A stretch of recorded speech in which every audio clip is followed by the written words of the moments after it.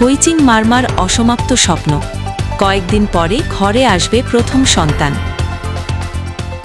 থইচিং মারমা, বয়স মাত্র 22, পেশায় জিপ চালক, সাজেক রুটে জিপ চালাতেন। সাদাসিধে সংসার, মা বাবা ভাই আর স্ত্রীকে নিয়ে তার ছোট্ট পৃথিবী। সংসারে ছিল হাসি আনন্দ। বিয়ের 3.5 বছর পর তার স্ত্রী টুনি মারমা অন্তঃসত্ত্বা। কদিন পরেই পৃথিবীতে আসবে তাদের প্রথম সন্তান। পরিবার জুড়ে ছিল নতুন প্রাণের আগমনের অপেক্ষা। কিন্তু আনন্দটা টিকল না বেশি দিন।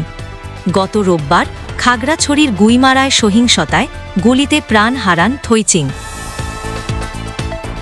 বাবা হলাচেই মারমা ভেঙে পড়েছেন ছেলেকে হারিয়ে। অসহায় কণ্ঠে বলেন, আমার ছেলে তো রাজনীতি করত না, তবু মরতে হলো কেন? তিনি আর মামলা করতে চান না। শুধু সরকারের কাছে একটাই অনুরোধ, ছেলের হত্যার বিচার হোক আর ছেলের অন্তঃসত্ত্বা স্ত্রীর জন্য যেন একটা চাকরির ব্যবস্থা করা হয়। স্বামীকে হারিয়ে শোকে কাতর টুনি মারমা বারবার স্মৃতিচরণ করেন। চোখ ভেজা কণ্ঠে বলেন, সকালে বের হয়নি সে, দুপুরে বের হলো। 5-10 মিনিটের মধ্যেই শুনলাম তার গুলি লেগেছে। অবরোধকে ঘিরে গুইমারায় বিক্ষোভ ও সহিংসতা ছড়িয়ে পড়ে। পাল্টাপাল্টি ধাওয়া, আগুন, গুলি সব মিলিয়ে রণক্ষেত্র হয়ে ওঠে পুরো এলাকা।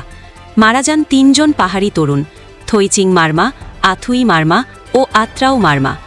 আহত হন সেনা কর্মকর্তা সহ অন্তত 20 জন। আগুনে পুড়ে যায় বাজারের অনেক দোকান ও বসতঘর। থইচিংয়ের বাড়িতে এখন শুধু নিস্তব্ধতা। নতুন জীবনের আনন্দে ভরে ওঠার কথা ছিল যে ঘর, সেখানে আজ কান্নার স্রোত। অদূর ভবিষ্যতের স্বপ্নগুলো রয়ে গেল অসমাপ্ত।